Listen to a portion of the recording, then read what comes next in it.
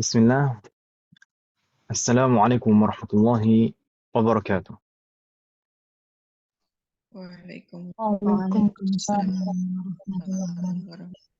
الحمد لله حمدا يوافي نعمه ويكافئ مزيده، والصلاة والسلام على نبينا محمد وعلى آله وأصحابه ومن تبعهم بإحسان إلى يوم الدين. أسأل الله أن يفقهنا في الدين، وأن يعلمنا بما ينفعنا، وأن ينفعنا بما علمنا، وأن يزيدنا علما نافعا وعملا صالحا إنه ولي ذلك والقادر عليه. وبعد، الحمد لله، في هذه الليلة المباركة نلتقي مرة أخرى. Alhamdulillah, dengan taufik dan rahmat dari Allah Subhanahu wa taala, malam hari ini kita bisa bertemu kembali. Ini adalah pertemuan ketiga kita di majelis ini, itu majelis fiqih Ramadan. Semoga Allah selalu memberikan taufik kepada kita semuanya agar kita bisa maksimal mempelajari materi-materi yang ada di majelis ini dan bisa mengamalkannya, dan semoga Allah memberikan taufik juga kepada kita untuk bisa bertemu dengan bulan Ramadan dan bisa maksimal beribadah di sana dan mendapatkan semua keutamaan yang ada di sana. Amin. Di pertemuan kita yang lalu kita baru masuk di awal pembahasan puasa dari kitab Al-Yaqut An-Nafis yang ditulis oleh Al-Imam Al-Alamah Ahmad bin Umar Asy-Syatiri rahimahullah ta'ala. Masih di awal-awal, betul-betul di awal kita kemarin membahas pengertian puasa. Beliau Al-Alamah Ahmad bin Umar Asy-Syatiri menyebutkan di dalam kitab beliau, as-shaumu lughatan al-imsak. Puasa secara bahasa adalah menahan diri secara umum. Ini secara bahasa pengertian secara bahasa itu biasanya lebih umum daripada pengertian secara syar'i. Makanya di sini imsak, di sini maksudnya semua menahan, baik menahan makan, menahan minum, menahan tidur, menahan berbicara, itu imsak. Sedangkan wasyara'an imsakun 'anil mufattirati 'ala wajhin makhsusin. Sedangkan ini adalah pengertian as-shaum secara syar'i. Dalam istilah syar'i, shaum itu maksudnya apa? Imsakun 'anil mufattirat.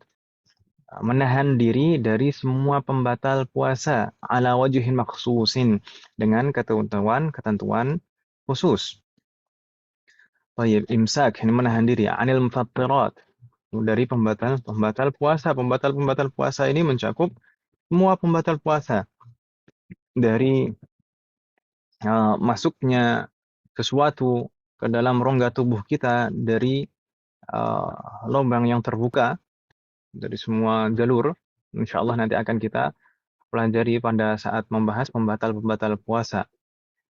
Jadi tidak hanya makanan dan minuman saja, tapi semua benda yang masuk ke dalam tubuh kita dari jalur yang memang asli terbuka.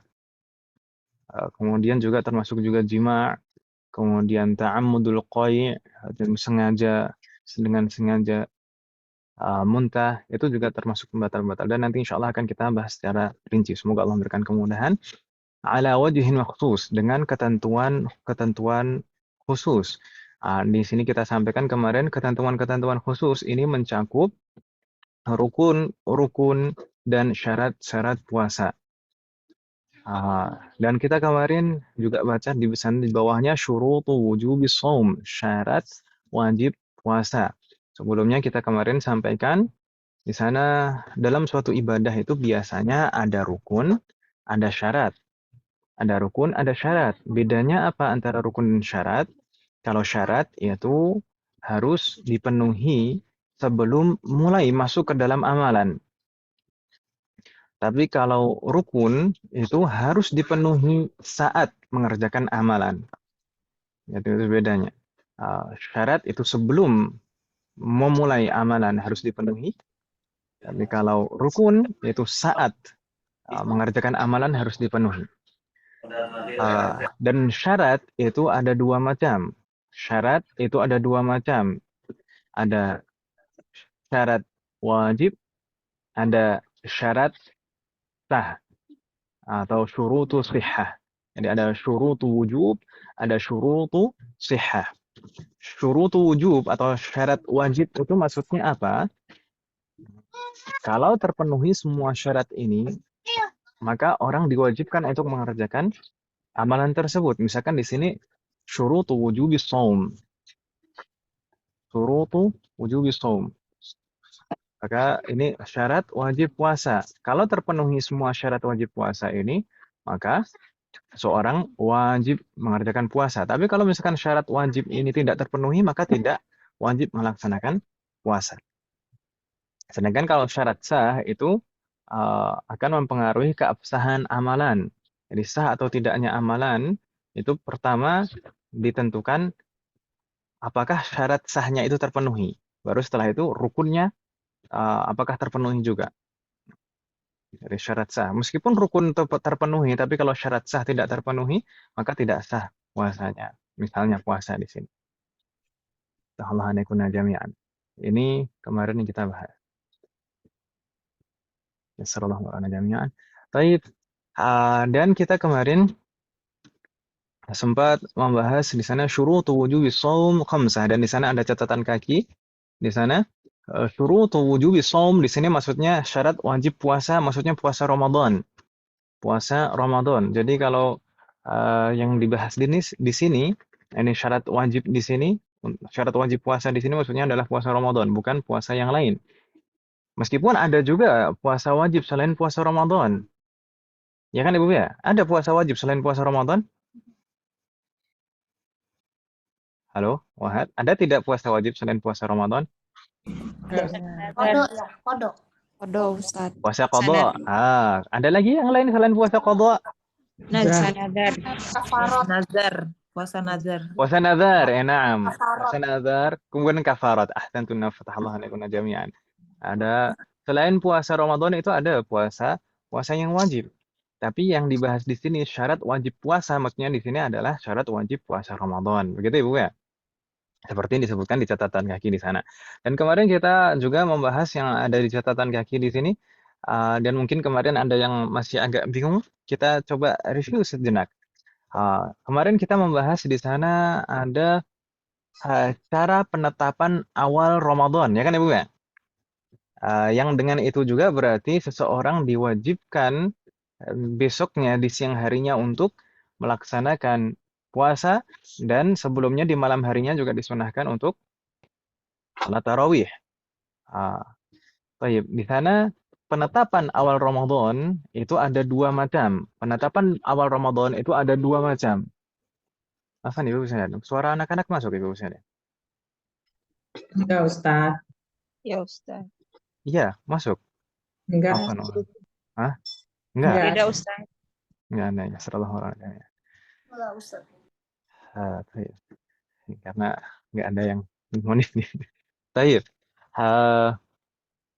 Jadi penetapan awal Ramadan itu terbagi menjadi dua. Penetapan secara umum dalam satu wilayah, atau berlaku awal Ramadan secara khusus perorangan. Gitu kan Ibu ya? Kemarin demikian Ibu ya? Di penetapan awal Ramadan secara umum dalam satu wilayah itu hanya bisa didasari dua hal. Yang pertama dengan ru'yatul hilal, itu pun juga ru'yah hilal ini harus ditetapkan oleh hakim atau orang yang berwenang di dalam suatu daerah tersebut atau negara tersebut, wilayah tersebut. Hakim atau orang yang berwenang. Misalkan kalau di negara kita itu Kemenak.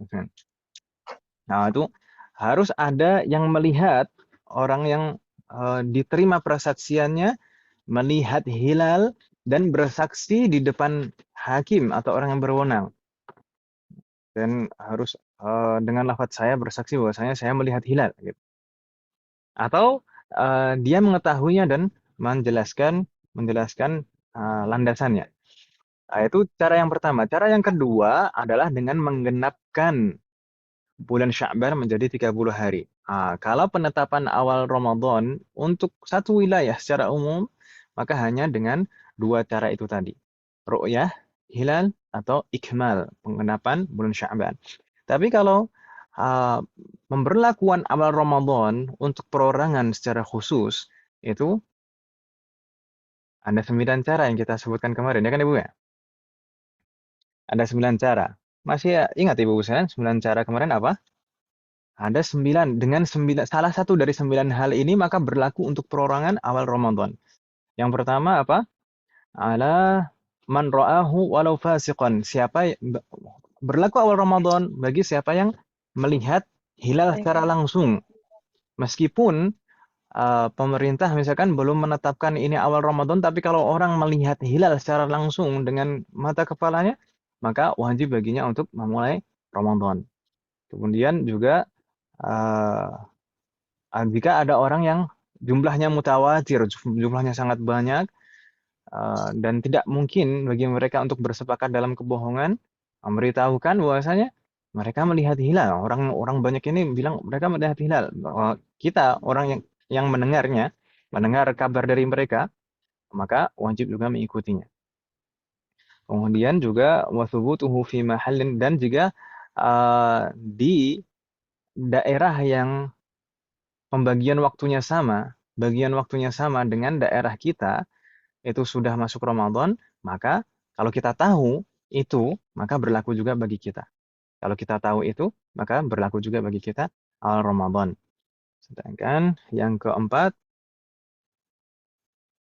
jika ada orang yang memberitahu, dan dia orang yang memang diterima persaksiannya, memberitahu bahwasanya dia ada orang misalkan, ada satu orang, dan bisa diterima persaksiannya.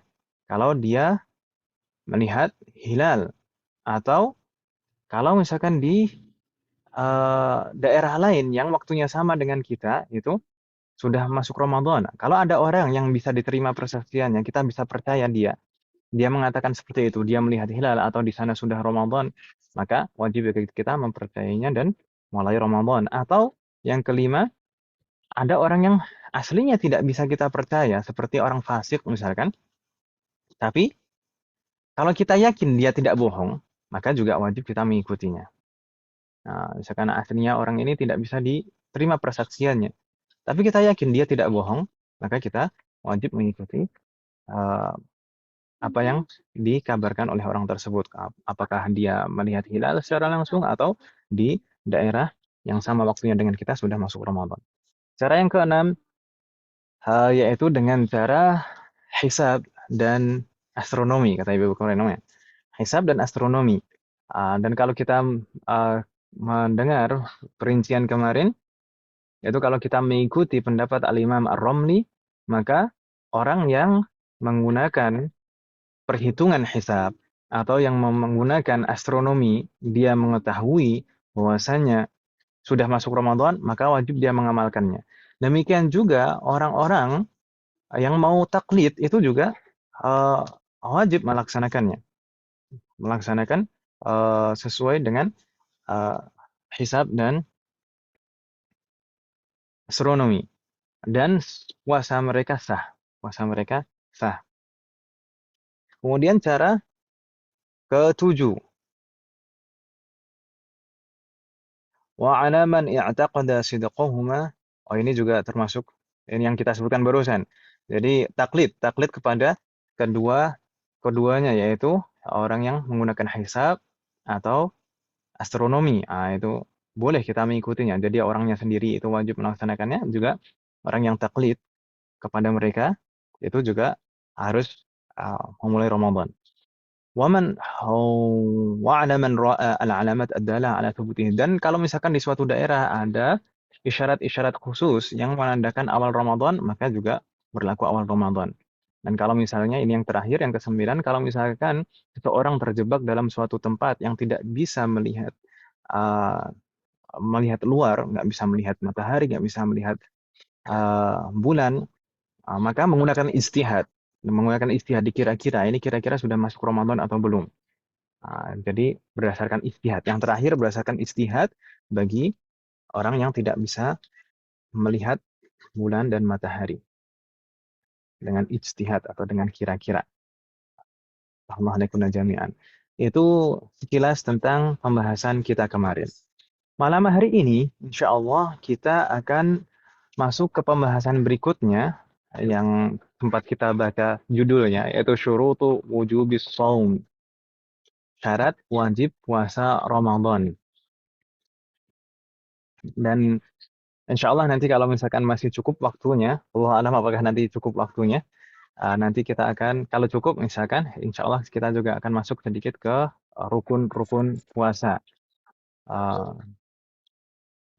Semoga cukup nanti waktunya, karena ini pembahasannya juga lumayan banyak. Baik, kita baca. Ini syurutu wujubis shaum, syarat-syarat wajib puasa. Ini kita sudah jelaskan, maksudnya syarat wajib puasa. Ini kalau terpenuhi semua syarat ini, maka seseorang menjadi wajib berpuasa. Kalau tidak terpenuhi semua syarat ini, orang tidak wajib berpuasa. Gitu ya, Bu ya? Syurutu wujubis shaumi khamsatun. Syarat-syarat wajib puasa Ramadan itu ada 5. Yang pertama apa? Al-Islamu. Wat-taklifu. Kemudian wal-itaqatu. Was-sihhatu. Wal-iqamatu. Al-Islam maksudnya adalah seseorang dalam kondisi muslim. Kemudian at-taklif ini maksudnya adalah orang yang mukallaf, yang dibebani syariat. Insyaallah akan kita bahas setelah ini. Dan yang ketiga ada al-itaqah. Al-itaqah itu maksudnya mampu.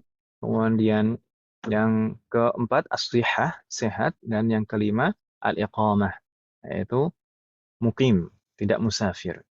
Kita bahas satu-satu. Syurutu wujubis shaum.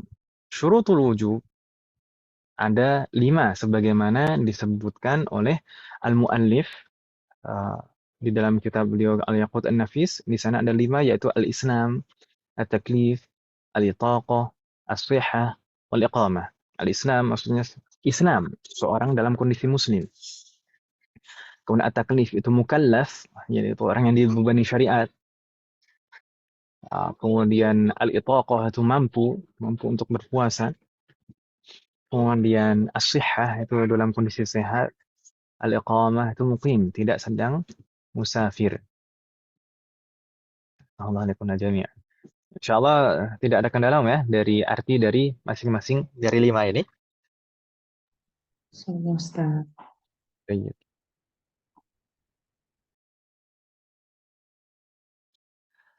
Berikutnya kita akan membahas penjelasan masing-masing dari 5 hal ini. Yang pertama al-Islam, yaitu orang dalam kondisi muslim. Ummahat sekalian, perlu kita perhatikan, nanti di sini kita menemukan syarat wajib itu Islam. Nanti saat kita membahas syarat sah itu juga kita akan menemukan salah satu syarat sah itu Islam. Tapi syarat wajib Islam yang merupakan syarat wajib dan Islam yang merupakan syarat sah itu akan berbeda. Berbeda maksudnya. Berbeda maksudnya bagaimana? Kan Islam sama-sama Islam. Maksudnya di sini al-Islamu huna walau fima madha. Seseorang dalam kondisi Islam meskipun pada masa lalu. Walau fima madha, meskipun pada masa lalu. Maksudnya bagaimana? Fayajibu 'alal murtadi wujuba mutalabatin bihi. Maka puasa itu diwajibkan kepada orang yang murtad, yaitu wujubul mutalabah maksudnya. Wujubul mutalabah itu maksudnya bagaimana? Diminta dulu untuk masuk Islam, kemudian diminta untuk mengerjakan puasa. Jadi aslim wasum. Masuklah Islam kembali, kemudian puasa. Dan kalau orang murtad ketika tidak berpuasa, seseorang yang murtad kemudian tidak berpuasa, maka seandainya dia masuk Islam kembali, maka dia wajib mengqadha semua puasa selama dia murtad. Bingung tidak Ibu sekalian? Enggak Ustaz. Bingung tidak? Iya. Enggak Ustaz. Enggak, ya. Jadi di sini maksudnya Islam meskipun Islam di masa lalu. Dia pernah Islam, gitu. Maka wajib bagi dia berpuasa. Maksudnya wajib bagi dia berpuasa maksudnya harus dia diminta dulu untuk masuk Islam, kemudian diminta untuk berpuasa. Kalau misalkan orang yang murtad suatu ketika masuk Islam lagi, maka dia wajib mengqadha semua puasa saat dia murtad. Berbeda dengan kafir asli. Berbeda dengan kafir asli, bukan kafir murtad. Kalau kafir asli yang memang belum pernah masuk Islam, itu betul-betul tidak wajib berpuasa dan tidak wajib mengqadha. Begitu Ibu ya? Wadih Mahat. Bingung tidak Mahat sekalian? Ya Ustaz. Ya, Ustaz. Allah nikuna jami'an. Kalau syarat sah nanti Islam fil hal. Di Islam saat Ramadan itu dia Islam. Kalau misalkan saat Ramadan itu tidak dalam kondisi muslim, entah itu kafir asli atau kafir murtad, maka tidak sah puasanya. Jadi al-Islamu fil hal kalau syarat sah, kalau di sini syarat wajib. Tahmahnikunna jami'an, nastamir. Berikutnya umat sekalian, syarat wajib yang kedua adalah at-taklif. Dan at-taklif ini sebenarnya mencakup dua hal. At-taklif ini mencakup dua hal. Apa saja dua hal itu? Yang pertama adalah al-bulu dan yang kedua adalah al-aqlu. Atau kita bilang misalnya balik aqil. Balik dan berakal, gitu ya Bu ya. At-taklif, taklif itu kalau kita terjemahkan tadi maknanya orang yang mukallaf. Orang yang mukallaf itu maksudnya apa? Yang dibebani syariat. Orang yang dibebani syariat itu syaratnya dua. Balik, akil. Sudah balik dan berakal. Gitu Ibu ya? Baik. Kalau misalkan ada yang bingung, silahkan langsung ditanyakan umat sekalian. Alhamdulillah. Baik, kita bahas masing-masing dari al-bulugh wal aql. Al-bulugh, ketika di sini dikatakan al-bulugh itu adalah syarat wajib puasa, maka fala yajibu ala sabiyyin. Maka puasa itu tidak wajib bagi sobi, yaitu anak yang belum baligh. Anak yang belum baligh itu tidak wajib berpuasa. Wa in sahha minhu in kana mumayyizan, meskipun sah puasanya kalau dia sudah mumayyiz. Ya, anak yang belum baligh itu tidak wajib puasa. Tapi kalau berpuasa sah seandainya dia sudah mumayyiz. Karena syarat sah puasa itu tidak ada al-bulugh. Al-bulugh itu tidak ada di syarat sah puasa. Syarat sah puasa itu al-aqlu atau mumayyiz. Gitu ya, Bu ya. Jadi, anak yang belum baligh itu tidak wajib berpuasa, tapi seandainya anak itu sudah mumayyiz, kemudian mampu berpuasa dan berpuasa, maka sah puasanya. Alhamdulillah jami'an. Insya Allah ibu-ibu sekalian tidak bingung ya masalah al-bulugh. Baligh itu bagaimana? Baligh itu biasanya kalau laki-laki itu misalnya dengan mimpi atau misalkan dengan haid atau biasanya umumnya itu kebanyakan di usia 9 tahun itu mulai balik. Kebanyakan di usia 9 tahun. Dan biasanya kalau sudah balik itu ada ciri-cirinya secara fisik. Nampak. Ciri-ciri secara fisik itu balik. Astagfirullahaladzim jami'an. Kemudian berikutnya di sana yang termasuk syarat mukallaf itu adalah al-aqlu, yaitu orang yang berakal. Tapi di sini maksudnya adalah al-mumayyiz. Jadi maksudnya berakal di sini adalah seseorang sudah mencapai mumayyiz. Mumayyiz itu apa? Mumayyiz itu bukan baligh. Jadi beda antara baligh dan mumayyiz. Di sana ada istilah baligh, ada istilah mumayyiz, dan ada istilah rasyid.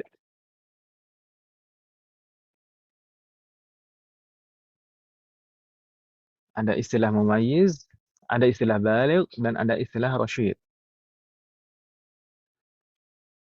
Yasarallahu murad. Baik.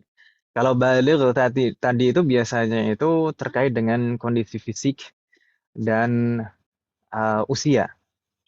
Tapi kalau mumayyiz ini biasanya tidak terkait dengan usia. Mumayyiz itu kemampuan akal, terkait dengan kemampuan akal.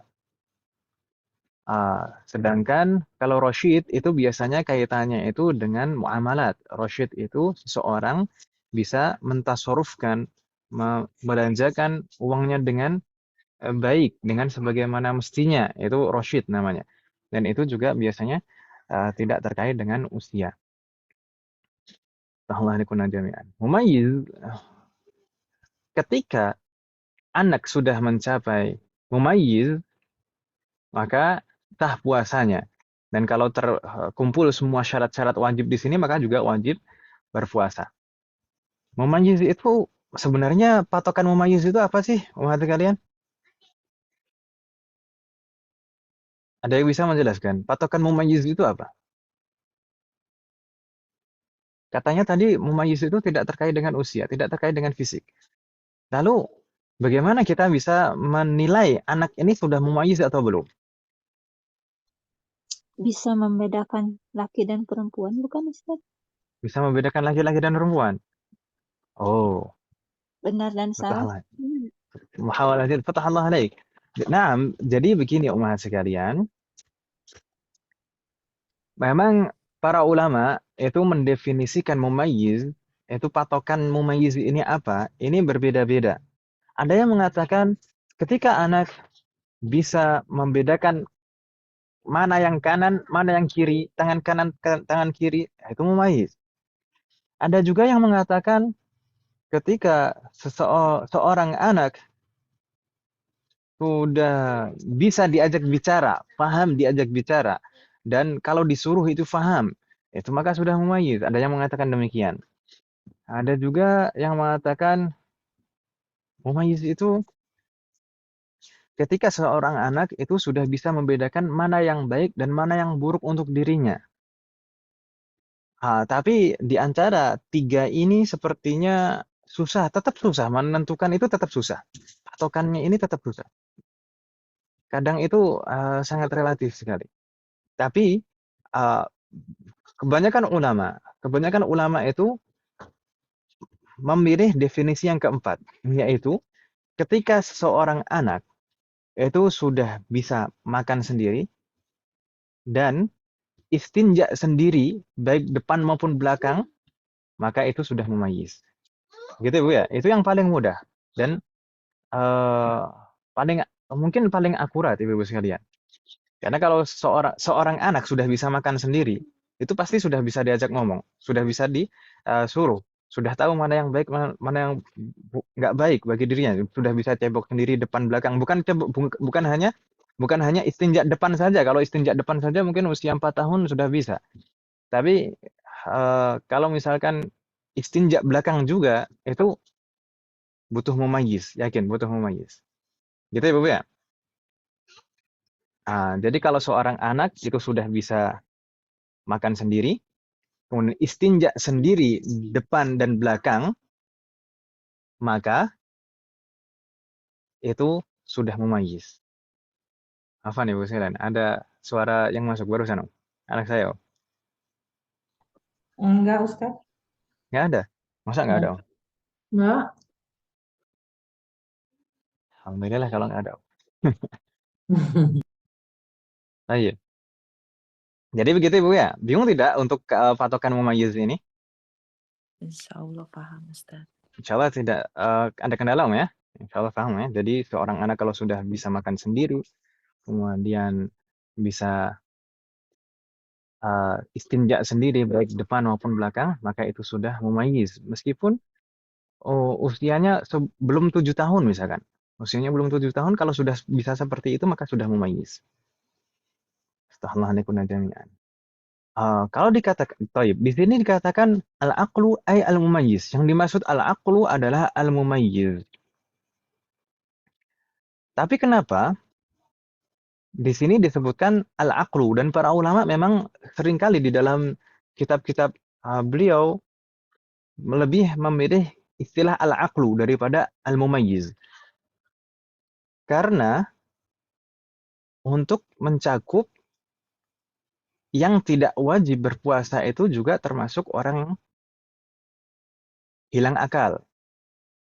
Jadi di sini al-aqlu di sini sempurna akal. Sempurna akal ini bukan hanya dalam kondisi normal. Jadi misalkan anak kecil ketika sudah sempurna akalnya maka wajib berpuasa.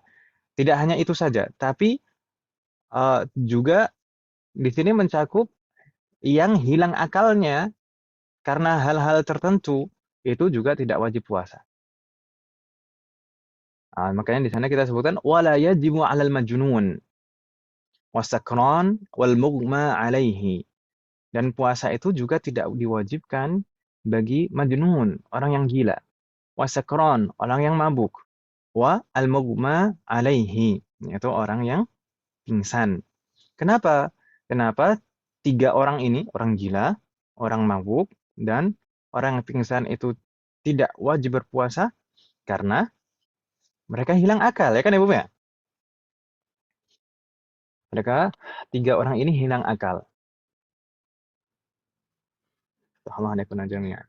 Jadi al-aqlu di sini akalnya sempurna, ya. Akalnya sempurna ini tidak hanya anak kecil yang ketika sudah sempurna akalnya itu maka wajib berpuasa, tidak hanya itu tapi juga sempurna akalnya dalam semua kondisi. Jadi kalau orang yang hilang akal karena kondisi-kondisi khusus, karena gila, karena mabuk, atau karena pingsan, maka juga tidak wajib berpuasa. Baik, terkait dengan tiga orang ini, orang yang gila, atau orang yang mabuk, dan orang yang pingsan, maka ada beberapa hal yang perlu difahami terkait dengan tiga orang ini. Terkait dengan tiga orang ini ada beberapa hal. Pertama, masalah al-ada. Apakah mereka tiga orang ini wajib berpuasa? Kemudian yang kedua, jika misalnya di pertengahan siang Ramadan, kemudian tiba-tiba seseorang menjadi gila atau menjadi mabuk atau pingsan di pertengahan Ramadan, maka bagaimana? Apakah puasanya sah atau puasanya batal? Kemudian yang ketiga, apakah ketiganya ini wajib mengqadha jika mereka tidak berpuasa? Gitu ya, Bu ya. Kita bahas satu persatu dari tiga masalah ini. Yang pertama, orang gila, orang mabuk, dan orang yang pingsan. Apakah mereka semuanya wajib berpuasa? Jawabannya tidak. Karena ini al-aqlu itu adalah salah satu syarat wajib berpuasa, ya kan Ibu ya? Salah satu syarat wajib puasa adalah al-aqlu. Karena mereka hilang akal, maka la yajibu 'alaihimul ada'u mutlaqan. Tidak wajib bagi mereka untuk berpuasa secara mutlak. Secara mutlak ini dalam semua kondisi. Wadih mahad, tidak wajib bagi orang yang gila, orang yang mabuk, orang yang pingsan untuk berpuasa. Wadih mahad. Insyaallah. Baik. Berikutnya, seandainya seseorang berpuasa, kemudian la qadarullah di siang harinya gila atau mabuk atau pingsan, maka apakah puasa mereka sah atau batal?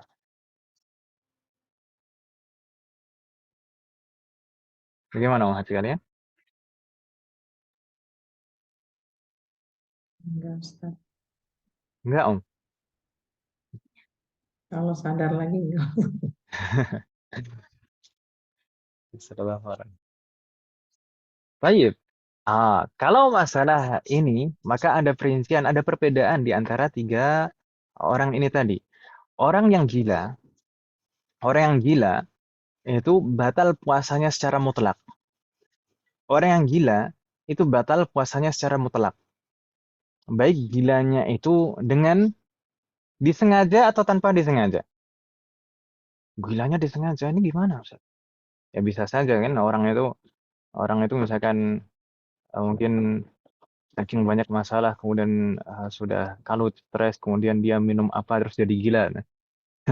Atau misalkan karena banyak banyak masalah membentur-benturkan kepalanya ke dinding terus jadi gila gitu ya. Ah, jadi intinya orang yang gila itu batal puasanya. Kalau misalkan orang puasa aslinya, kemudian di siang harinya dia tiba-tiba gila, maka batal puasanya secara mutlak. Batal puasanya secara mutlak. Baik gilanya itu dengan sengaja atau tanpa sengaja. Wadih Muhammad? Baik, Ustaz. Baik. Berikutnya, orang yang mabuk dan pingsan. Kalau orang yang mabuk dan pingsan bagaimana? Mabuk maksudnya minum, Ustaz. Mabuk Nah, batal. mabuk mungkin begini Om. Gambarannya kalau mabuk itu begini, misalnya sebelum subuh. Sebelum subuh dia misalkan dia udah sahur itu. Dia udah sahur, kemudian sebelum subuh itu dia sebelum adzan ini dia pengen minum teman. Pengen minum terus ada air di gelas gitu. Ada air di gelas. Ya nggak tahu kalau itu khamr misalkan. Kan diminum Hmm. aja. Oh, Ternyata setelah itu mabuk gitu. Setelah itu mabuk. Jadi nggak sadar ini. Tapi dia sudah niat di malam hari untuk berpuasa. Gitu kan ya? ya, Ustaz. Tapi di malam hari dia sudah niat berpuasa. Yang Kalau mana? misalkan minumnya di siang hari ya jelas lah batal kan. Ya? Kan dia nggak tahu kalau itu hammer, Ustaz. Tapi hilang akalnya Om. Gimana Om? Enggak kayaknya ya, Ustaz ya. Hah? Karena tidak Hilang. mau minum homer kan. Lagi. Tapi hilang akalnya. Tapi Kalau gini Bapak sekalian. misalnya mabuknya sampai terbenam matahari, maka puasanya batal, Ustaz. Tahallah alaik. Tahallah alaik Jika Bu sebelum Siti. terbenam matahari sudah sadar, maka dia lanjutkan puasanya dan sah ya, Kak. Tidak wajib mengqadha. Masya Allah, tahallah alaik. Sebelumnya sudah pernah belajar fikih Ramadan nampaknya Bu Siti. Sama Ustaz. Oh, sama Ustaz. Sama saya. Sama saya. Kayaknya sudah bertahun-tahun yang lalu ya. Awal-awal corona sepertinya saya dulu pernah membahas seperti ini. Masya Allah masih ada catatannya ya. Tahallah alaik gitu. Nah, jadi begini, untuk orang yang mabuk dan untuk orang yang pingsan itu tetap sah puasanya selama mabuk dan pingsannya ini tidak menghabiskan semua siang hari itu. Tidak semua siang hari itu semuanya dia tidak sadar. Kalau misalkan sepanjang siang hari itu dia tidak sadar, maka batal puasanya. Tapi kalau misalkan sebelum maghrib, meskipun sejenak dia sadar, maka sah puasanya. Gitu Ibu ya? Baik, Ustaz. Bingung tidak Ibu sekalian? Apa? Ustaz, tolong diulang lagi, Ustaz. Afwan, Ustaz. Jadi orang yang mabuk atau orang yang pingsan. Mungkin kalau mabuk mungkin mudah-mudahan kita terhindar darinya. Tapi kalau pingsan, terkadang orang ada yang pingsan kan Ibu ya? Yes. Nah, orang yang pingsan ini bagaimana? Puasanya sah atau tidak? Puasanya tetap sah selama dia nanti sadar sebelum maghrib. Gitu ya. Selama dia sadar sebelum maghrib maka sah puasanya.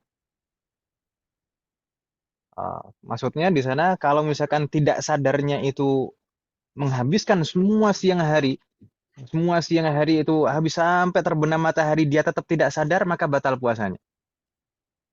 Tapi kalau misalnya ada bagian siang hari sebelum maghrib itu dia sadar maka puasanya tetap sah. Masih bingung tidak umat sekalian? Ya, Ustaz. Insya Allah tidak bingung Ibu ya. Insya Allah. Tahallahu jami'an. Pokoknya tidak full satu hari itu dalam kondisi tidak sadar atau mabuk itu ya, Ustaz ya. Tidak full 1 hari. Kalau full 1 hari baru batal puasanya. Kalau tidak full 1 hari, maka tetap sah puasanya. Begitu ya, Bu ya? Walaupun dia Nah, misalnya sadarnya 1 jam pun tetap dianggap sah ya Ustadz. Misalnya sadarnya jam 5 gitu. bahkan kurang dari 1 jam tetap sah. Oh gitu ya. Nah, begitu ya, Bu ya?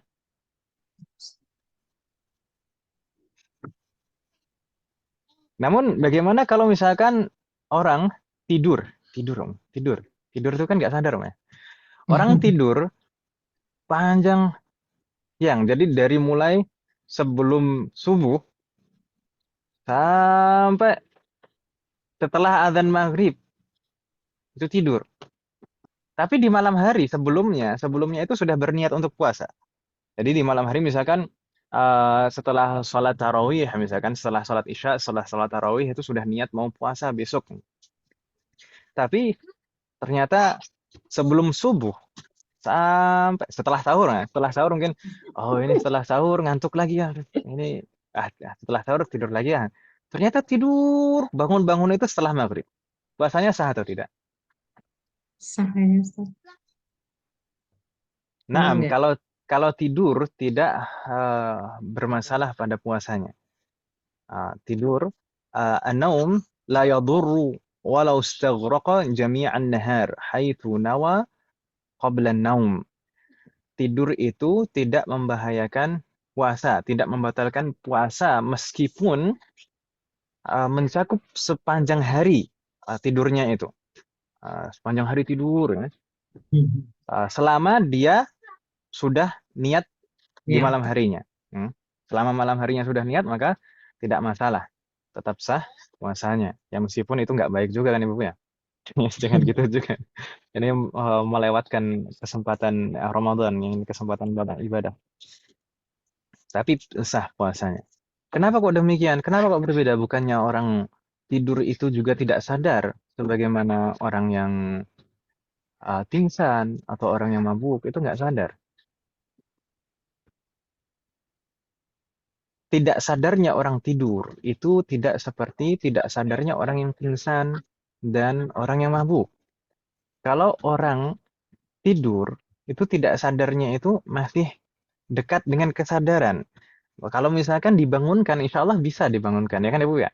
Tapi kalau orang pingsan dan orang yang mabuk itu nggak bisa disadarkan seketika itu juga, ya atau ya. Iya. Nah, itulah alasannya kenapa tidur itu tidak membatalkan puasa. Karena tidak seperti betul-betul hilang akalnya seperti orang yang pingsan atau mabuk. Dan apalagi gila kan nggak. Hal min soal umat, ada pertanyaan Ibu sekalian? Di chat Mbak Eka. Kamu Ustadz, Afwan Ustadz nanya. Tafadhol. Kalau mabuk perjalanan itu gimana ya Ustadz hukumnya? Kalau mabuk perjalanan, ini bukan sakron itu ya, bukan sakron. Kalau itu koi biasanya kan ya. Toyib, orang mabuk perjalanan itu biasanya tidak sampai hilang akal. Orang mabuk perjalanan itu, ini kalau mabuk minuman kan beda sama pingsan. Kalau enggak, ini agak beda. Baik, jadi orang mabuk perjalanan itu tidak hilang akal, tetap sadar biasanya, meskipun di sana pusing gitu, ya. Pusing, kemudian mual, muntah itu ya. Selama muntahnya itu tidak sengaja, selama muntahnya bukan karena kesengajaan dia sendiri, maka tetap sah puasanya, tetap sah karena tidak hilang akalnya. Berbeda kalau misalkan mabuk perjalanan sampai pingsan, baru nanti dilihat pingsannya ini sampai maghrib atau enggak gitu ya. Bingung tidak? Enggak Ustadz. Nah. Jadi di sini ada Berarti kalau pertanyaan, misalnya, bagaimana? misalnya dia pingsan mendekati maghrib nih, misalnya jam 5 gitu, terus kelewat maghrib itu tetap tidak sah gitu Ustaz ya? Pingsannya menjelang maghrib. Iya, misalnya jam 5, setengah Jam 6 5 gitu. pingsan. Nah, kalau misalkan sampai azan maghrib belum sadar juga, maka batal puasanya. Oh, iya. Jadi batasannya maghrib pokoknya dia sadar atau tidak ya Ustaz. Tapi kalau dia sadar sebentar, terus ya mungkin agak pusing lagi, terus hilang lagi tuh, berarti Ya, tetap selama nanti menjelang maghrib sadar, insya Allah nggak masalah, itu tetap sah puasanya. Jadi nggak mencakup semua siang lah, semua harinya dalam satu hari itu pingsan terus, enggak. Kalau ada sadarnya, maka tetap sah puasanya. Gitu, Om ya? Allah alaik. Di sini ada pertanyaan, kalau mabuk minuman kan beda sama pingsan. Kalau minuman bikin mabuk tetap nggak batal. Nggak, ini pingsan sama mabuk minuman. Ini tadi ketentuannya sama. Jadi dilihat apakah tidak sadarnya ini sepanjang hari atau sebelum maghrib itu sempat sadar. Kalau sempat sadar maka tetap sah puasanya. Gitu Mbak Eka ya? Bingung tidak Mbak Eka? Iya Ustadz, sekarang ngerti. Nah, Tadi aku pikir kalau minuman ngomongnya minuman keras gitu kan ya, itu kan berarti udah nggak bagus, udah haram kan ya kalau minuman keras ya. Aku pikir langsung iya. batal, ternyata enggak ya. Ya kalau minumnya kan sebelum subuh dan itu misalkan minumnya nggak sengaja gitu kan? Sengaja. Kayaknya mungkin minum alkohol nggak sengaja. Kan patokannya itu hilang akal. Oh gitu. Hmm. Oh ya. Jadi kan di Siap. sini kan terkait dengan syarat al-aqlu. Terkait dengan syarat al-aqlu. Jadi kalau orang hilang akal kan gitu. Di sini tidur, bangun cuma kalau sholat. Oh, itu zaman dulu. Oh ini Ustadz. bukan pertanyaan, ini bukan pertanyaan. Share. Tanya. Tapi itu case-nya kan kalau itu nggak sengaja Ustaz ya. Tapi kalau dia menyengaja minum sudah pasti batal, walaupun apa boleh juga sampai Sebenarnya kalau batal enggaknya itu tetap patokannya itu tadi Om. Tetap patokannya itu tadi. ya. Tapi kalau misalnya orang tidak puasa karena mabuk sepanjang hari kan, sepanjang hari sehingga batal puasanya, dia dianggap nggak berpuasa di hari itu, orang yang mabuk batal puasanya, maka nanti akan ada perincian apakah wajib mengqadha atau tidak. Kita belum membahas yang qadha kan Om ya? Kita bahas sekarang. Qadha. Bagaimana dengan qadha? Orang yang gila, orang yang mabuk, dan orang yang pingsan. Seandainya mereka tidak berpuasa, apakah mereka wajib mengqadha?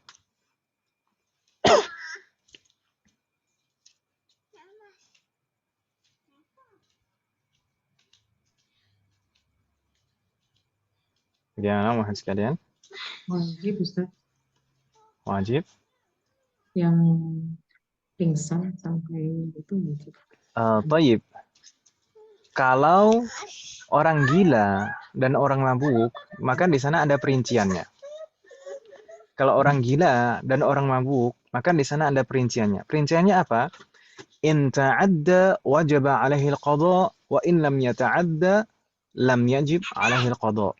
Jika gilanya atau pingsannya itu karena unsur kesengajaan dari dirinya sendiri, maka wajib mengqadha.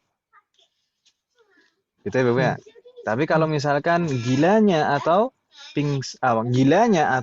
mabuknya itu tidak karena unsur kesengajaan dirinya, maka tidak wajib mengqadha. Jadi kalau misalnya orang gila karena stres kemudian minum apa itu jadi gila, atau karena membentur-benturkan kepalanya harus jadi gila, terus batal puasanya, maka nanti kalau misalkan sadar wajib mengqadha. Gitu ya Bapak?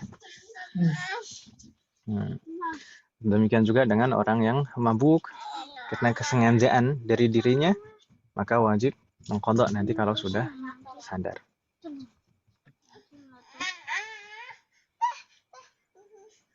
Meskipun misalkan nggak sadar selama 1 bulan, mabuk selama 1 bulan, mabuk terus. Nanti ya wajib kalau misalkan itu karena unsur kesengajaan, ya wajib mengqadha 1 bulan juga, gitu Mas. Tapi kalau nggak sengaja maka tidak wajib mengqadha. Nggak sengaja mungkin tadi karena mungkin nggak tahu kalau ini adalah minuman keras, gitu kan Mas? Iya. Harus mau habis makan sahur, kemudian Mau minum ya? Minum. Ada gelas di atas. Ada gelas di atas meja makan ya. Langsung diminum aja. Ternyata habis itu mabuk. Atau mungkin karena misalkan la qadarullah misalkan dipaksa orang misalkan. Dipaksa orang nah, dicekokin, diminumin gitu ya. Nah, itu terus kemudian jadi mabuk. Nah, maka itu bukan karena unsur kesengajaan darinya, maka tidak wajib mengqadha. Wadah mat?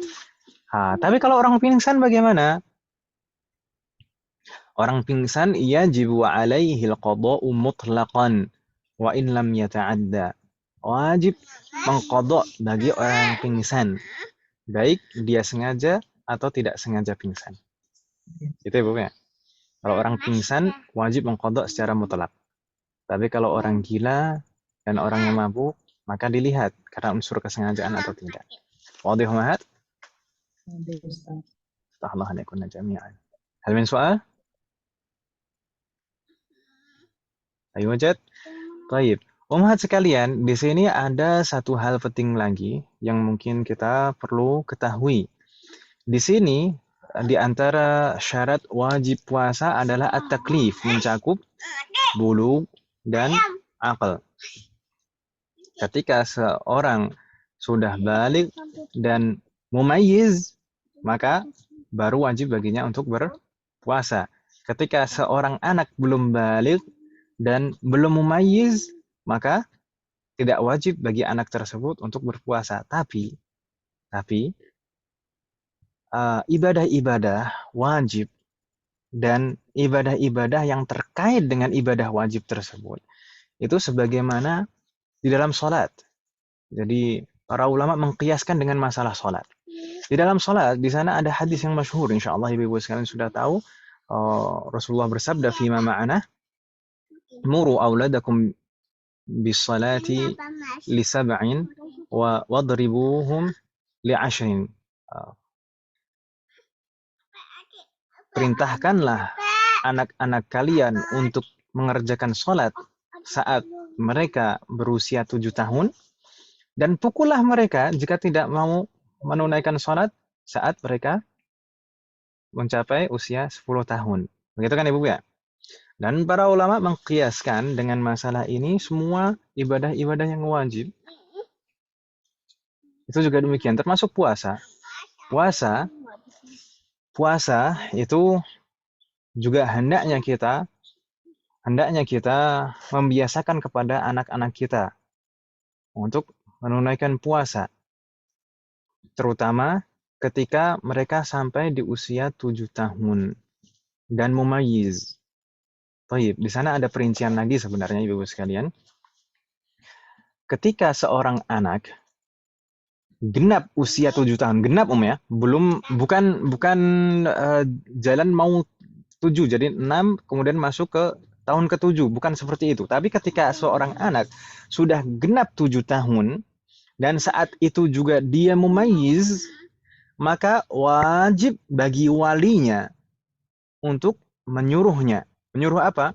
Menyuruh sholat, menyuruh puasa, termasuk juga hal-hal yang berkaitan dengan itu. Menyuruh wudhu, dan lain-lain. Begitu ya Bu ya? Wajib bagi wali. Ketika seorang anak sudah sampai usia 7 tahun, genap 7 tahun, dan saat itu juga dia mumayyiz, maka wajib bagi walinya, sebenarnya bukan hanya wali, tapi al-wali ilal a'la, usuluhu ilal a'la. Jadi walinya, ayahnya, ibunya, kemudian ke atas, ke jalur ke atas, ke kakek-kakeknya. Itu wajib bagi usuluhu, wajib bagi apa namanya? Usul itu apa kalau diterjemahkan? Ya, pokok keturunannya ke atas gitu ya. Itu untuk menyuruh anak ini melaksanakan ibadah-ibadah wajib. Wajib ini wajib aini atau wajib kifai, fardu ain atau fardu kifayah Ibu-ibu sekalian. Bagi wali. Bagi wali ini untuk menyuruh anak ini fardu Kifayah. Fardu kifayah. Dalam artian kalau semuanya tidak ada yang menyuruh anak ini, maka semuanya dosa. Gitu Ibu kan?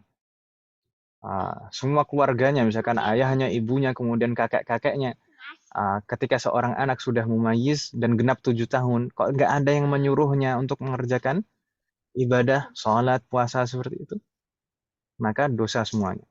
Ini fardu kifayah. Fardu kifayah. Harus ada seseorang yang memerintahkannya.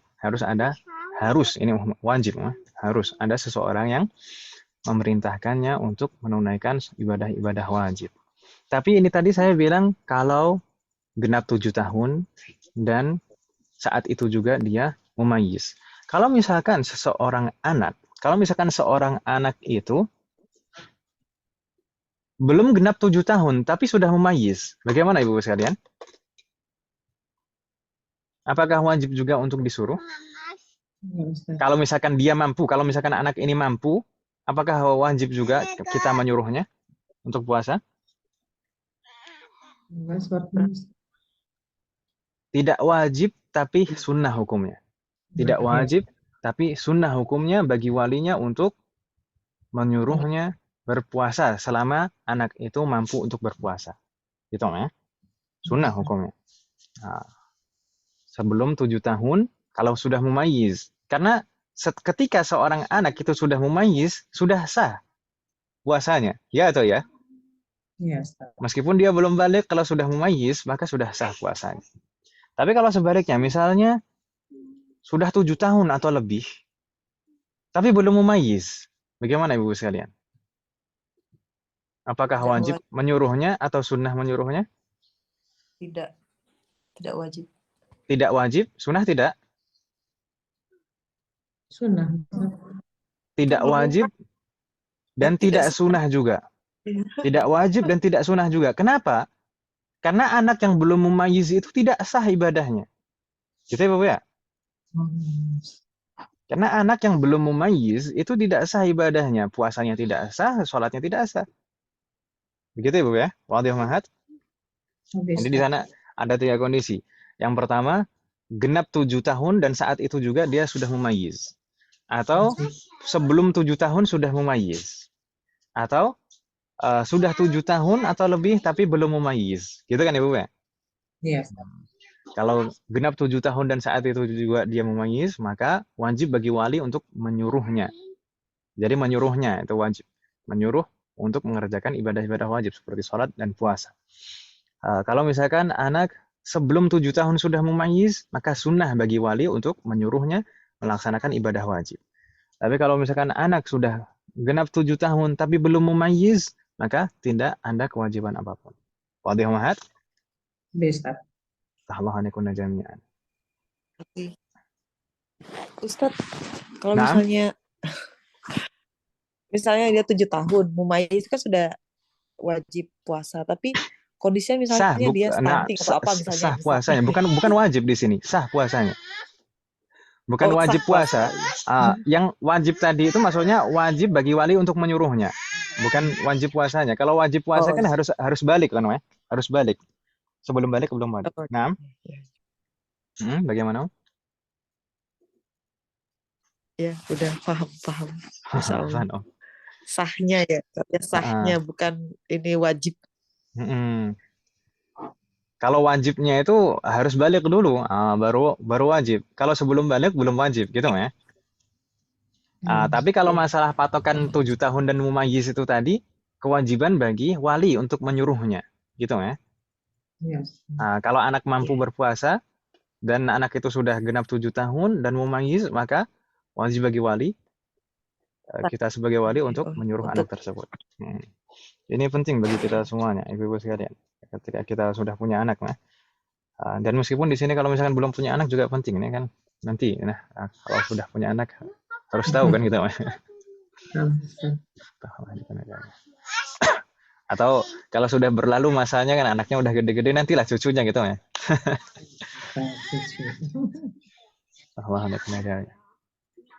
Tayyib, ini tadi terkait dengan 7 tahun. Tapi di hadis tadi, wadribuhum li'ashrin. Dan pukul mereka ketika mereka tidak mau melaksanakan saat mereka sudah 10 tahun. 10 tahun. 10 tahun di sini sebenarnya para ulama berbeda pendapat. Ada yang mengatakan 10 tahun ini betul-betul genap 10 tahun baru dipukul.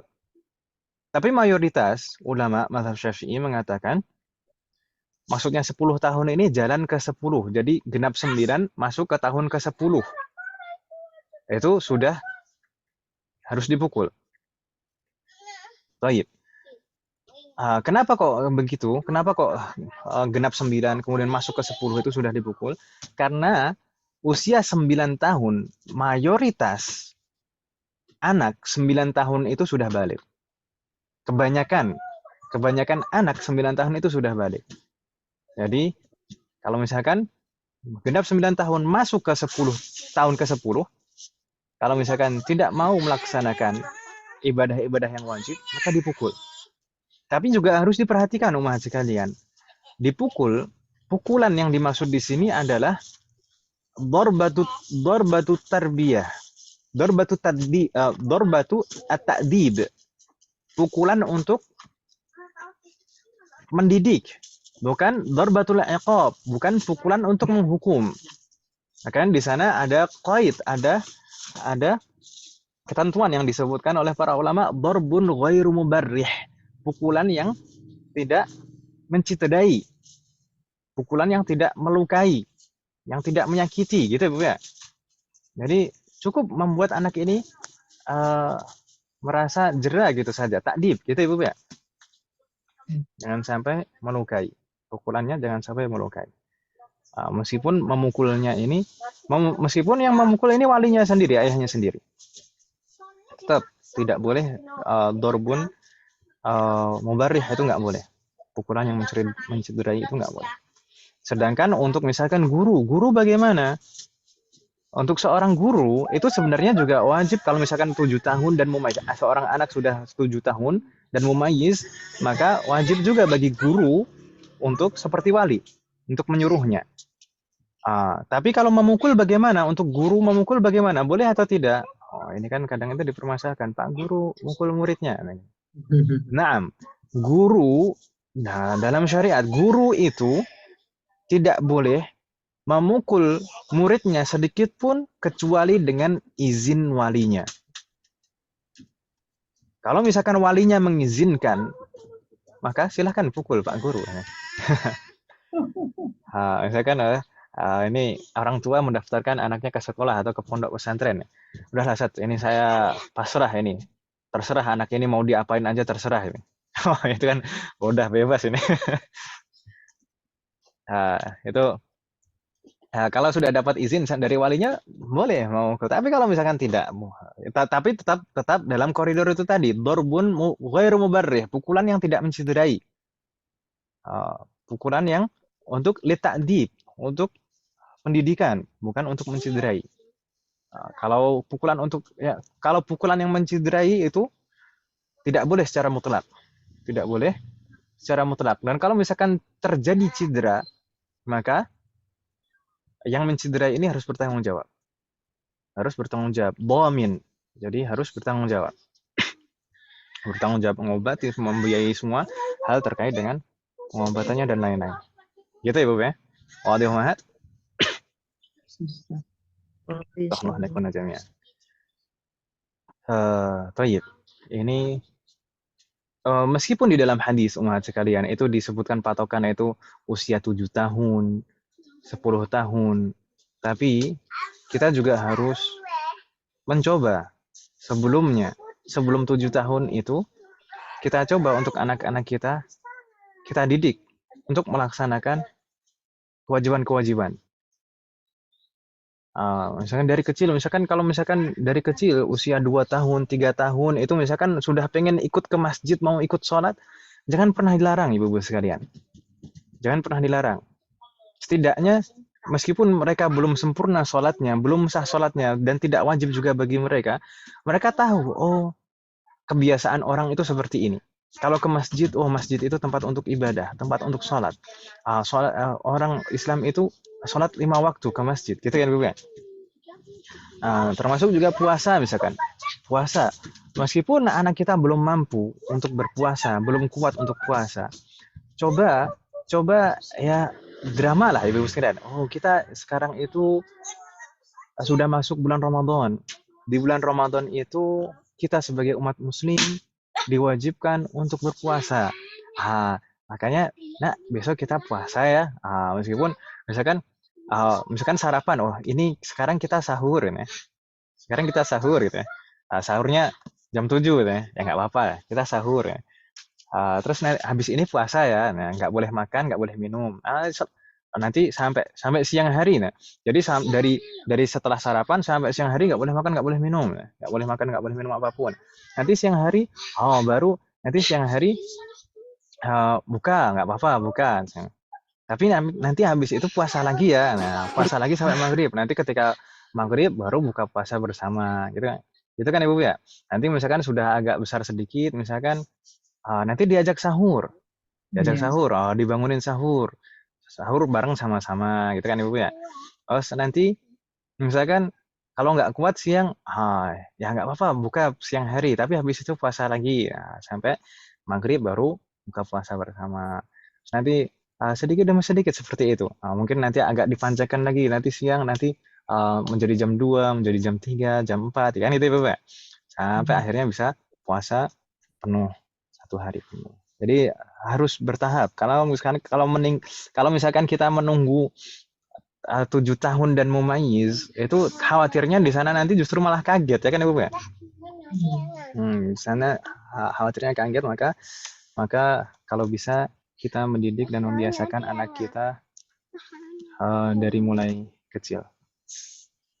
Dan di antara hikmah kenapa para ulama menganjurkan demikian dan juga Rasulullah menganjurkan demikian, di antara hikmahnya adalah kita mendidik anak-anak kita, membiasakan anak-anak kita dari kecil untuk melaksanakan ibadah-ibadah yang wajib, supaya nanti ketika besarnya mereka tidak akan pernah meninggalkan lagi, sudah terbiasa, sudah tahu, oh ini memang kita waktunya untuk melaksanakan ibadah di waktu-waktu ini. Nanti kalau sudah besar itu sudah terbiasa. Semoga Allah selalu memberikan taufik kepada kita semuanya dan juga kepada anak keturunan kita. Baik. Yang kalau alhamdulillah anak-anak itu ini Ramadan tahun lalu ini sudah kedua kalinya atau ketiga kalinya mereka puasa penuh full 1 bulan ya. Ini ketiga kalinya. Kalau kecuali yang ini, yang pertama sama yang kedua. Yang pertama sekarang usia 3 tahun, usia 8 tahun, untuk yang kedua usia 7 tahun. Dan mereka sudah pernah puasa full Ramadan itu selama 3 kali ya. 3 kali Ramadan itu puasa full. 1 hari full dan 30 hari. Alhamdulillah. Tayyib. Hal min soal umahat? Tayyib. Nastamir?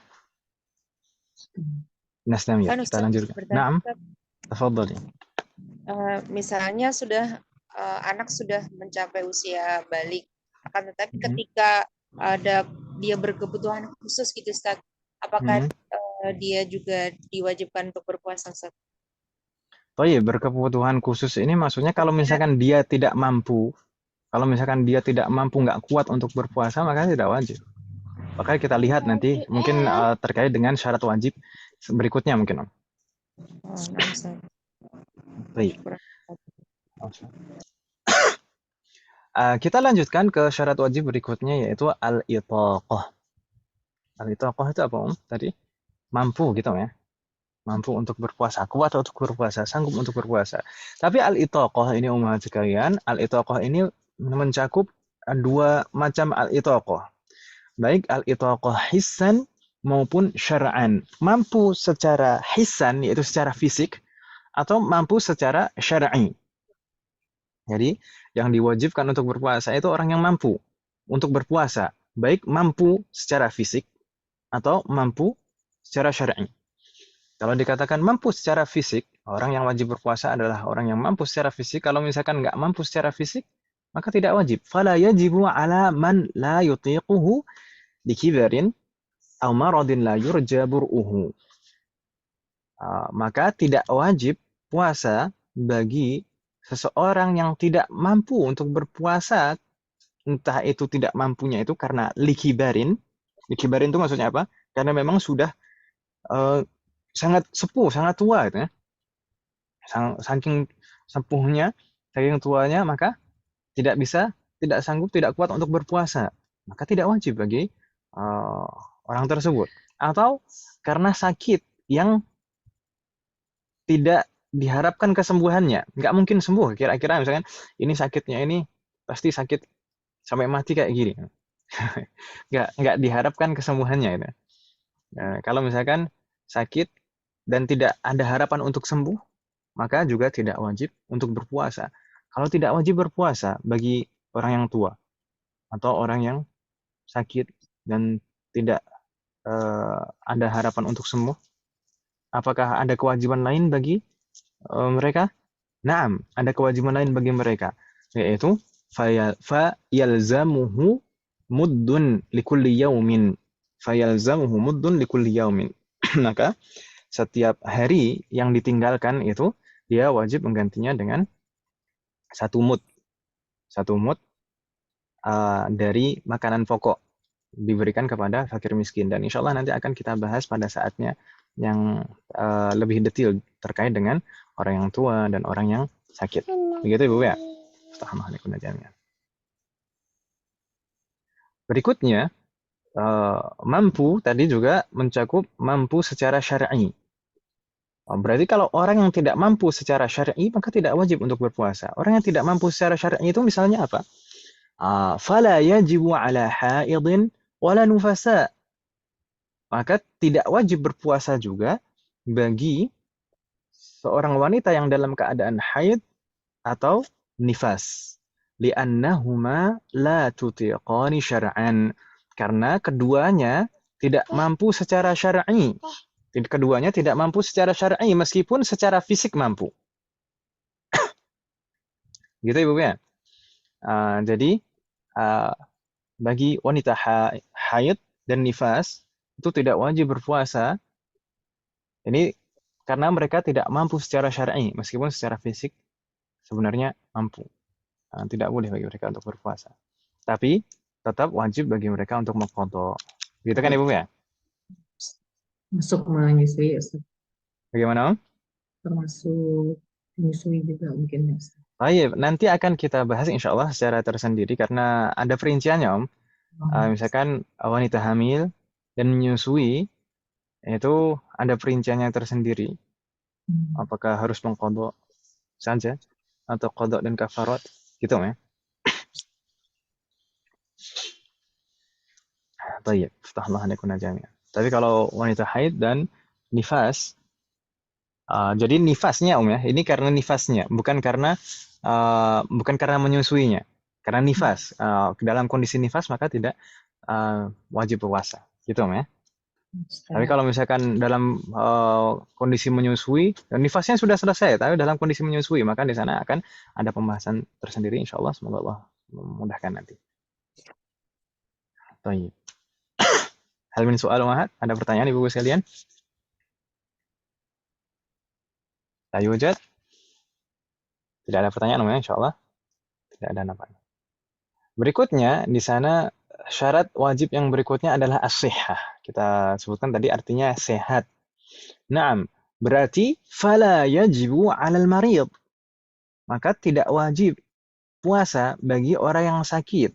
Wa in kana mutiqan fil mustaqbal, meskipun nanti pada suatu saat dia akan mampu untuk berpuasa. Maksudnya apa? Di sini agak berbeda dengan al-itaqah tadi, hisan, yaitu orang yang sakit yang tidak bisa diharapkan kesembuhannya. Tapi kalau di sini, as-sihhah di sini, kalau orang yang sakit dan mungkin untuk sembuh, maka sebenarnya juga tetap tidak wajib berpuasa. Orang dalam kondisi sakit, meskipun nanti ada harapan sembuh, itu tidak wajib berpuasa. Tapi di sini, sakitnya ini sakit yang seperti apa Ibu sekalian? Sakit yang kita boleh tidak puasa. Sakit yang menyebabkan kita tidak wajib berpuasa itu sakit yang bagaimana? Misalkan apa Om? Masak cantengan gitu Om, boleh nggak puasa? Sakit yang bagaimana? Kalau dia puasa makin Sakit parah. yang melemahkan fisiknya, Ustaz. Nah, jadi di sini Ibu sekalian, apa namanya, ketentuan sakit yang kita boleh membatalkan puasa di sini sebenarnya ketentuannya mirip seperti sakit pada masalah tayamum. Tayamum itu orang itu juga boleh tayamum karena sakit, ya kan Ibu ya? Ya, Ustaz. Orang itu juga boleh tayamum karena sakit. Nah, maka sakitnya itu di sana ada 3 hal. Sakit. Kalau misalkan dalam masalah ini puasa saja ini, kalau tayamum tayamum lah. Kita semoga Allah memberikan kesempatan kita membahasnya nanti. Kalau misalnya seseorang puasa, seandainya dipaksakan puasa saat dia sakit, maka dia khawatir akan membahayakan nyawanya. Ini yang pertama. Maka dia tidak wajib puasa. Nah, gitu ya. Kalau misalkan dalam kondisi sakit dan seandainya dalam kondisi sakit itu dipaksakan puasa, dia khawatir akan membahayakan nyawanya, maka dia tidak wajib puasa. Nah, yang kedua, seandainya dia sakit dan kalau dipaksakan untuk berpuasa, maka akan dikhawatirkan menyebabkan cacat pada salah satu anggota tubuhnya, maka dia juga tidak wajib puasa.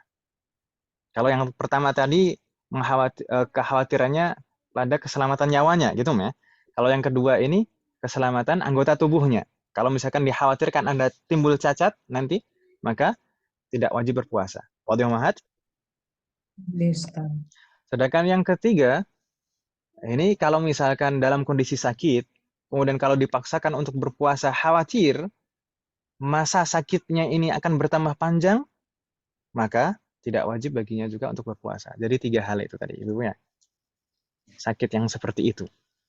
Khawatir akan keselamatan nyawanya, khawatir akan keselamatan salah satu anggota tubuhnya, dikhawatirkan kecacatan, atau khawatir masa sakitnya ini akan menjadi lebih panjang, akan tambah parah. Gitu Ibu ya. Astagfirullahaladzim jami'an. Jadi sakit yang seperti itu yang membuat kita tidak wajib berpuasa. Tapi kalau misalkan penyakit sakit jantengan, berarti tetap wajib puasa Ibu ya. Astagfirullahaladzim jami'an.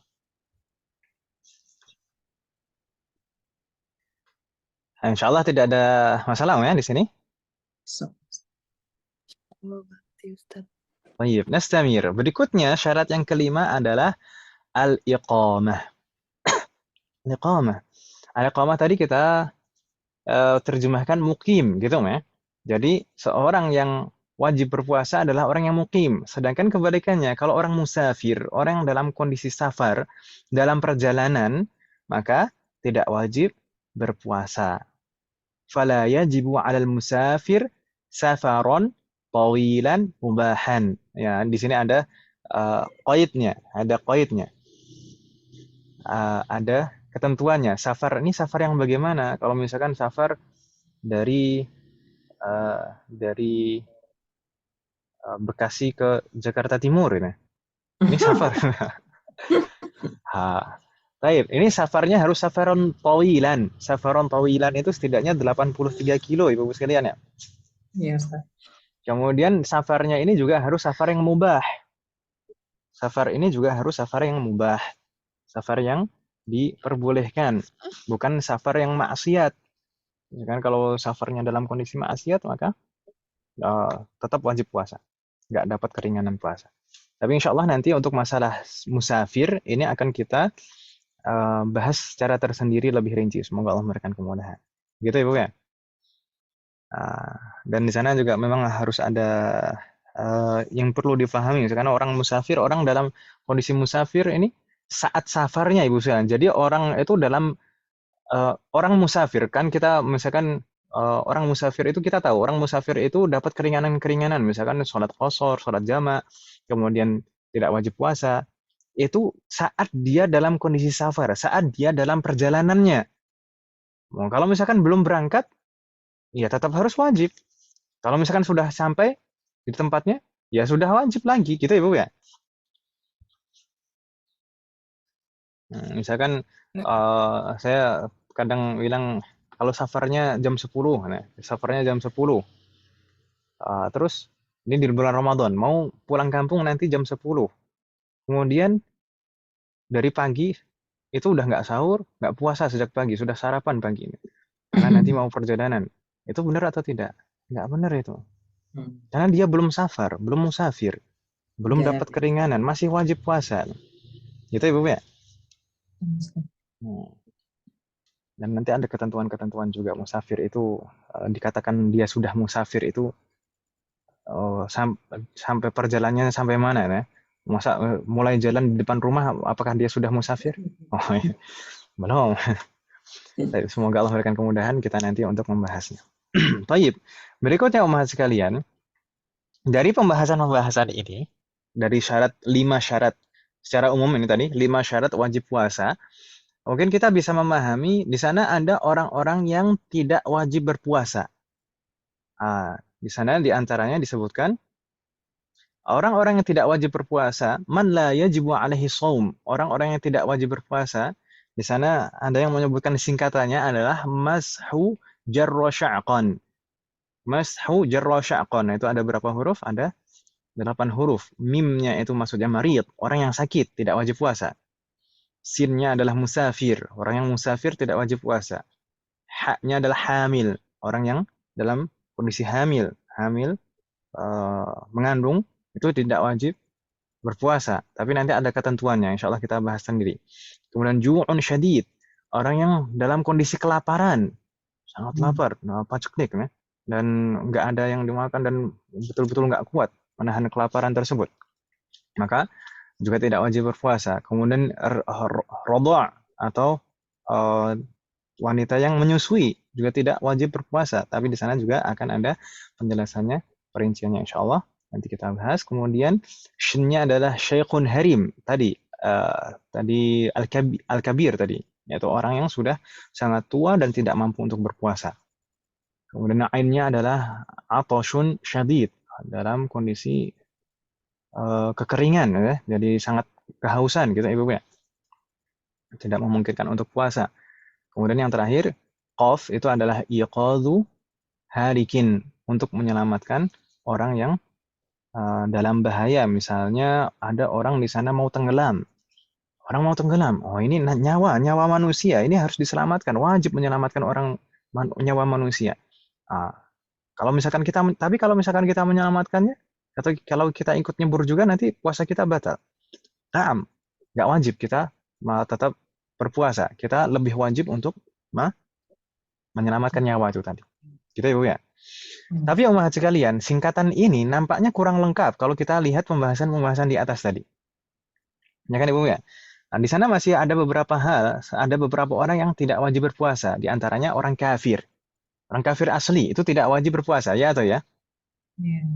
Kemudian faqidul aql, orang yang hilang akal itu juga tidak wajib berpuasa. Tadi kita bahas ada orang gila, orang yang mabuk, orang yang pingsan, itu kan namanya.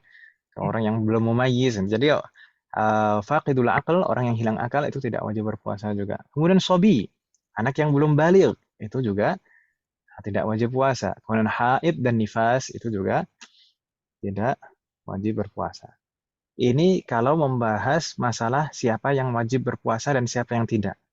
Tapi kalau misalkan membahas kalau misalkan seseorang meninggalkan puasa, adakah orang-orang yang tidak wajib mengqadha'nya? Ada orang tidak berpuasa. Ada nggak di antara orang-orang yang tidak berpuasa ini nggak wajib mengqadha'? Jawabannya ada. Ada Ustaz. Siapa saja? Kafir asli. Na'am. Di sini ada, di layar, Man la yajibu alaihi al-qadha, orang-orang yang tidak wajib mengqadha saat mereka meninggalkan puasa, baik dengan udzur atau tanpa udzur. Yang pertama apa? Al-kafirul asli, orang yang kafir asli itu tidak wajib mengqadha. Ingat, di sini kafir asli, bukan kafir murtad. Seperti kita bahas tadi, kalau kafir murtad itu dia wajib mengqadha, ya kan Ibu ya? Kalau misalkan dia masuk Islam lagi, maka dia wajib mengqadha semua puasa yang saat dia murtad. Baik. Tapi kalau kafir asli, saat kafir asli ini masuk Islam, ketika orang kafir asli itu masuk Islam, orang yang belum pernah masuk Islam kemudian masuk Islam, maka dia tidak wajib mengqadha semua puasa selama dia kafir. Demikian juga yang kedua di sana as-shabi. As-shabi, anak, seorang anak yang belum baligh. Saat dia baligh, maka dia tidak wajib mengqadha semua puasa saat dia belum baligh tadi. Gitu ya, Bapak ya? Iya. Anak yang belum baligh itu tidak wajib mengqadha puasa seandainya dia nanti sudah baligh. Berikutnya di sana al-majnun bi ghairi ta'addin wasakran bi ghairi ta'addin. Nah, seperti kita bahas tadi, orang yang gila dan orang yang mabuk, apakah mereka wajib mengqadha? Kalau misalkan mereka gila dan mabuknya dengan sengaja, maka wajib mengqadha. Tapi kalau tanpa sengaja, maka tidak wajib mengqadha. Gitu kan Ibu ya? Astaghfirullah alaikunna jami'an. Hal min su'al umahat? Ada pertanyaan Ibu sekalian?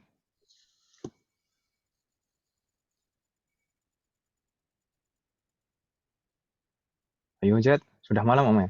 Mungkin Anda pertanyaan, Ustaz, kapan selesainya? Ya, sallallahu alaihi. Baik, saya minta maaf Ibu sekalian, ini ternyata waktunya sudah habis dan kita baru membahas syarat wajib puasa saja. Kita belum masuk ke rukun-rukun puasa. Insya Allah rukun-rukun puasa akan kita bahas di pertemuan yang akan datang saja Ibu ya. Saya minta maaf. Semoga Allah memberikan kemudahan. Baik. Hal min soal qabla an nakhtim? Ada pertanyaan sebelum kita tutup Ibu sekalian? Ayo Jad. Afwan Ustaz, izin bertanya. Na'am, tafadhal. Kalau orang kafir itu berarti tidak sah puasanya Ustaz. Tapi Ana pernah dengar penjelasan bahwasanya orang kafir itu juga kalau itu disunahkan berpuasa karena mengikuti syariat-syariat umat terdahulu gitu, gimana Ustaz? Pertama begini. Naam, di antara ini kan syarat wajib. Syarat wajib, Yes, kalau syarat wajib tadi yang kita bahas syarat wajib. Jadi orang kafir itu tidak wajib untuk berpuasa. Kafir asli maksudnya. Kemudian kalau nanti kita membahas syarat sah, di antara syarat sah itu juga Islam. Jadi puasanya orang kafir itu tidak sah. Puasanya orang kafir itu tidak sah. Kalau misalkan orang kafir berpuasa, ya tidak sah puasanya. Tapi di sana ada dua hal terkait dengan masalah ini. Yang pertama, sebagaimana kita pernah bahas di pertemuan yang lalu, puasa itu adalah syariat umat-umat terdahulu. Jadi sudah ada syariat puasa sebelum umat Nabi Muhammad Shallallahu Alaihi Wasallam. Bahkan di sana ada yang mengatakan, nah, tafadhali Bu Yanti. Bahkan di sana ada yang mengatakan puasa Ramadan itu sudah disyariatkan sejak umat terdahulu. Meskipun di sini puasa Ramadan disyariatkan sejak umat terdahulu ini juga ada yang melemahkannya, ada yang mengatakan ini pendapat yang lemah. Tapi intinya umat-umat terdahulu itu pernah diwajibkan berpuasa. Gitu Ibu ya. Bahkan ada yang mengatakan siapa nama? Nasrani itu puasanya itu sampai 50 hari. Nah, 50 hari wajib berpuasa. Tapi ya seperti itu. Terus kemudian ada juga Yahudi itu juga ada bulan tertentu yang wajib berpuasa. Kemudian itu puasa mereka. Kalau puasa mereka ya puasa mereka, amalan mereka, gitu ya. Mungkin di antara mereka, di antara kelompok-kelompok atau sekte-sekte dari Yahudi atau Nasrani, itu masih ada yang mengamalkan dengan amalan yang dahulu. Atau mereka puasa dengan syariat yang terdahulu. Tapi bukan berarti sah di dalam agama Islam. Gitu ya. Untuk yang kedua, di dalam mazhab Syafi'i itu orang kafir itu sebenarnya mukhatab bisyariah. Jadi mereka itu tetap terbebani syariat. Maksudnya tetap terbebani syariat itu bukan berarti mereka itu harus menjalankan syariat dalam keadaan mereka kafir, tidak. Dalam artian mereka itu sebenarnya itu diminta untuk melaksanakan semua syariat Islam. Dan mereka berdosa. Mereka berdosa karena meninggalkan syariat Islam. Gitu ya. Jadi ketika mereka di akhirat nanti, mereka diazab karena kekafirannya dan karena meninggalkan semua syariat. Jadi seperti itu. Astagfirullahaladzim ajanya. Jazakumullah khairan katsira Ustaz. Jazakallah khairan katsira. Baik, mungkin kita cukupkan sampai di sini, Ibu-ibu ya. Saya minta maaf. Semoga insya Allah kita lanjutkan di pertemuan berikutnya di pekan depan. Semoga Allah memberikan kemudahan untuk kita bisa melanjutkan. Semoga apa yang kita bahas dan pelajari malam hari ini bermanfaat dan barokah. Semoga Allah selalu memberikan taufik kepada kita semuanya untuk bisa mengamalkan setiap ilmu yang kita pelajari. Semoga Allah selalu memberikan kemudahan, keberkahan, kesabaran, keistiqomahan, serta keikhlasan dalam proses belajar kita. Semoga Allah selalu memberikan taufik dan hidayah kepada kita semuanya, demikian juga kepada orang-orang yang kita sayangi. Semoga Allah selalu melindungi kita semuanya dan juga orang-orang yang kita sayangi dimanapun berada. Jika di antara kita yang sakit, atau keluarga kita ada yang sakit, atau kerabat kita, semoga segera diberi kesembuhan oleh Allah Subhanahu wa Ta'ala. Semoga Allah menjadikan kita semuanya termasuk hamba-Nya yang soleh dan solehah dan bertakwa kepadanya. Semoga Allah menjadikan anak keturunan kita menjadi anak keturunan yang soleh dan solehah. Dan semoga terlahir dari mereka generasi ulama. Semoga Allah mengumpulkan kita bersama dengan keluarga kita dan anak keturunan kita di surga Firdaus kelak. Semoga Allah selalu melindungi negara kita dan memperbaiki kondisi negara kita. Semoga Allah selalu mengampuni semua dosa-dosa kita, baik yang lalu maupun yang akan datang, baik yang kita lakukan secara sembunyi-sembunyi maupun terang-terangan. Semoga Allah mengampuni semua dosa kita dan menerima semua amal ibadah kita. Semoga Allah mengampuni semua dosa orang tua kita dan guru-guru kita dan menerima semua amal ibadah mereka. Semoga Allah selalu memberikan keberkahan dalam setiap urusan kita, termasuk dalam usia dan waktu kita. Semoga Allah memberikan kesabaran dan pertolongan kepada semua umat Islam yang sedang ditimpa musibah dimanapun juga. Semoga Allah memberikan taufik dan kemudahan kepada kita semuanya untuk bisa bertemu dengan bulan Ramadan di tahun ini. Dan bisa maksimal beribadah di dalamnya dan bisa mendapatkan semua keutamaan yang ada di sana. Semoga Allah memberikan kepada kita semuanya husnul khatimah. Wassallallahu ala nabiyyina Muhammadin wa ala alihi wa sahbihi ajma'in. Subhanaka Allahumma wa bihamdika asyhadu an la ilaha illa anta astaghfiruka wa atubu ilaik. Wassalamualaikum warahmatullahi wabarakatuh. Waalaikumsalam. Waalaikumsalam warahmatullahi wabarakatuh. Jazakumullah khairan.